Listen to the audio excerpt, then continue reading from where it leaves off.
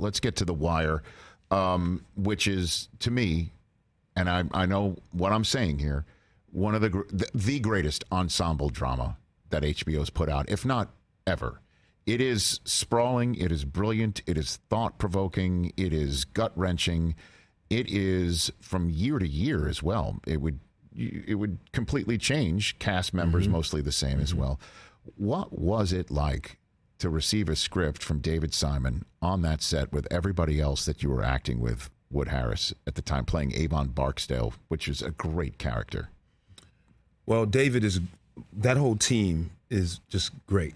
David is a very thoughtful person. We know that if you know him at all, he's very thoughtful, not just in his writing, but in general, about things going on in life. And at the time that we were doing Remember the Titans, you wouldn't know it would become, as you say, the greatest project at all, or anything like that. You just wanted to, we just felt good to be actors working, and we did have a great camaraderie.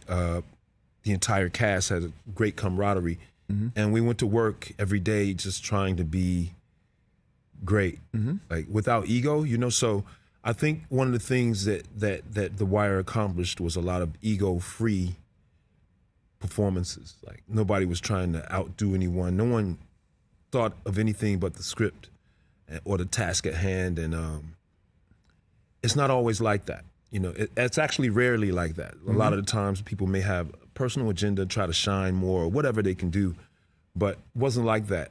And we were all pretty fresh faces, and getting his script, you realize, wow, this is saying everything. You didn't need to embellish. Like there's not a lot, from me, there's not very much like improvising. So it's everywhere literally from the script, and I like it that way because if I'm improvising, then I'm being more like myself, So I'd rather the lines come from the script.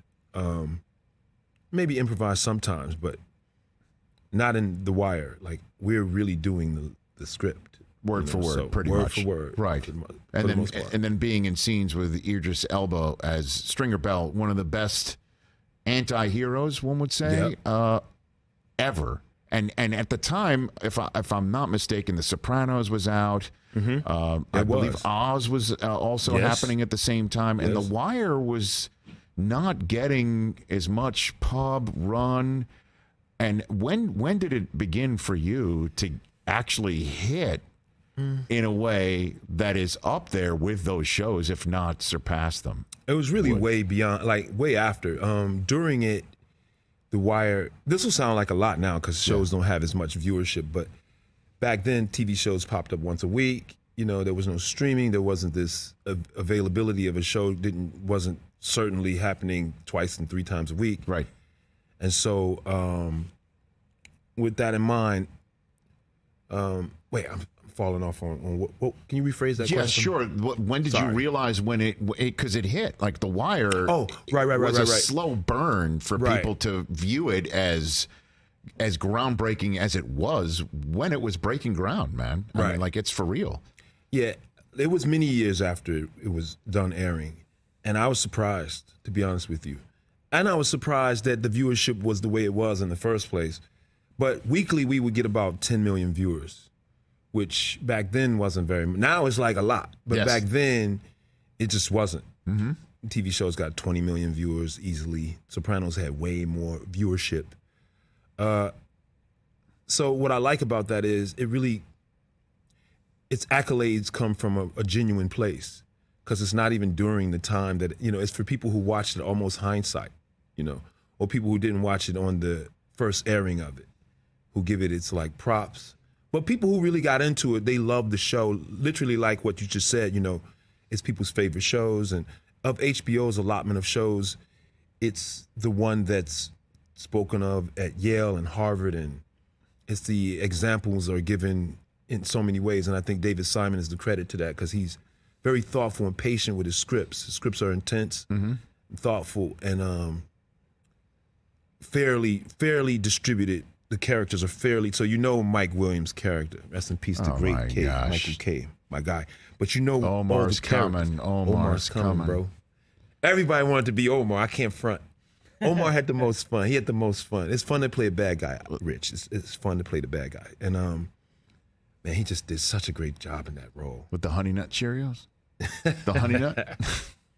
You get his Honey Nut Cheerios, but Omar coming? Omar's coming. He was amazing. We had him on our show in New York City when we were in New York City a few years ago, and I just loved chatting with him. Me too, man. That was my guy, big time. He was coming on to promote Boardwalk Empire. He was Chalky White. Another great show, a great performance by him. But that's a great HBO show too. Which it is.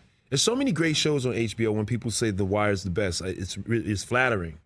Because of 6 Feet Under. Oh, sure. Right? That was another one that I think was show. on while The Wire was on as well. At the tail end, I believe that came out. Yeah. Really, that whole list of shows is pretty phenomenal. And to say The Wire's the favorite of them, I'm just flattered by that. And then there's, of course, a famous, GIF that's out right now of you as Avon Barksdale in a car just waving your finger. Yeah. Were you doing Matumbo when you were doing that? I wasn't thinking about Matumbo at the time. You were not? I wasn't channeling Matumbo, but that is not in the script, obviously. Like, they're just driving by me, and when I see them, I'm like, yeah.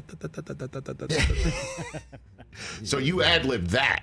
Yeah, that's a physical ad lib. Okay. Yeah. You're free to be that way. You're free to interpret the script physically. Like you might do something physically, but yeah. And it's kind of wild that Michael B. Jordan was in The Wire. That's right. I'm forgetting the great Michael. And now he's directed you in Creed. Yep. And himself. Right. So unbelievable. Catch the Rich Eisen Show every single day on the Roku channel, 12 to 3 Eastern, for free.